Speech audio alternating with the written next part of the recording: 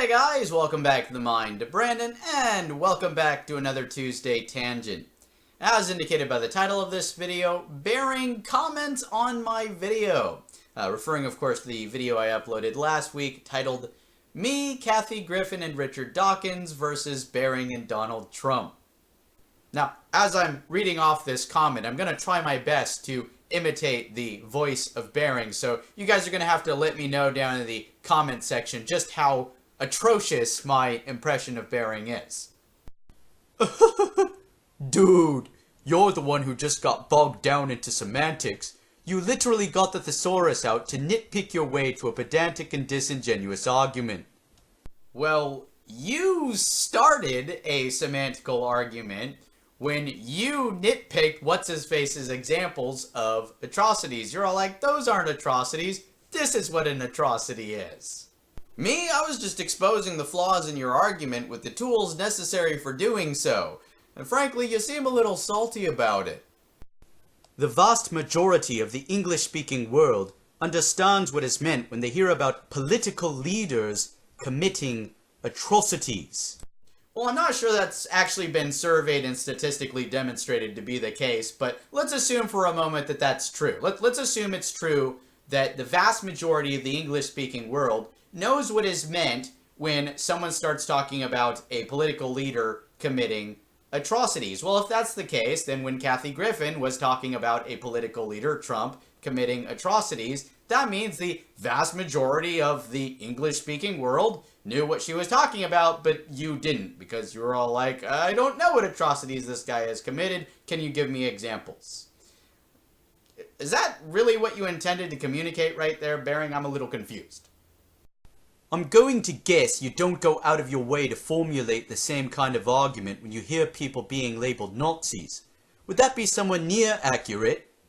Well, apart from Hitler's men, I generally don't hear people referred to as Nazis. I mean, there's been some exceptions, sure. But in those circumstances, I still didn't necessarily hear someone call it out and say, well, no, they're not a Nazi because this is what a Nazi is, and, here's the definition, right? But, if I had been in those circumstances, then sure, I could easily look up Nazi in a thesaurus and find, synonymous terms. Autocrat, authoritarian, totalitarian, tyrant. And I could explain, well, look, here's the justification, right? So that's not out of character for me. Why would you assume it is? Would you be happy to point out some atrocities committed by Barack Obama? If we're going with such a forensic definition of the word, then Obama has most definitely committed atrocities. Would you agree? Atrocities of Barack Obama. Yeah, when you asked what atrocities Trump had committed, it was real easy for me to come up with several blatantly obvious examples, like right off the top of my head. But now that I'm trying to come up with examples of atrocities committed by Barack Obama, I'm really struggling, right? Just drawing a blank. And this isn't to imply that he hasn't committed any atrocities. Maybe he did. Maybe he didn't. I don't know. Maybe I need to do some research. Maybe I just missed a news story or something, right? Wouldn't be at all surprising. I have missed the vast majority of all news stories ever, right? That being said, I do view Obama's presidency to have been nothing special. I certainly didn't vote for the guy. I didn't think he was worth voting for. All this hope and change stuff probably set a lot of people up for disappointment. Yeah, I haven't even bothered to vote in the past few elections because I just haven't been impressed with any of the candidates. Also, why have you framed this as me, Kathy Griffin, and Richard Dawkins versus Bering and Donald Trump? Well, that seemed a pretty appropriate title for the video. Also it has some big name drops, which theoretically is supposed to be good for getting views, but in the previous two videos I've done on this topic, all I've done is question Kathy Griffin's claim that Trump is committing atrocities. No, you didn't just question her claims. You accused her of failing to provide any examples of atrocities committed by Trump, which, in all fairness, she was the one pointing out in that interview that the atrocities of Trump is what they should be talking about instead of talking about that fake severed head stunt. Another thing that you've done, apart from just questioning Kathy Griffin's claims, is that you've argued with the examples provided to you, making the insufficiently substantiated claim that they're not actually atrocities. As an individual that actually values scientific methodology, I have provided you with a sufficient amount of evidence to update your understanding of the concept of an atrocity. Yet you faithfully cling on to your older understanding despite the evidence that's been put before you.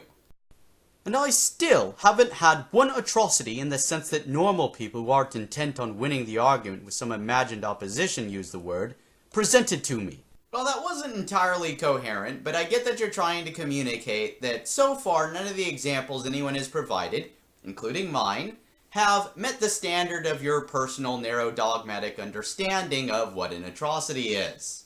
I was never arguing how great a guy Trump is or how well he's doing as president. Then I guess it's a good thing I never claimed or insinuated that that's what you were doing. If I became inquisitive about the atrocities committed by Pol Pot, would you imagine I teamed up with him as well? Oh, Jesus Christ, Bering, of course not. I'm not going to imagine you teaming up with Pol Pot for asking about atrocities that he's committed, any more than I'm going to imagine you teaming up with Trump for asking about atrocities that he's committed.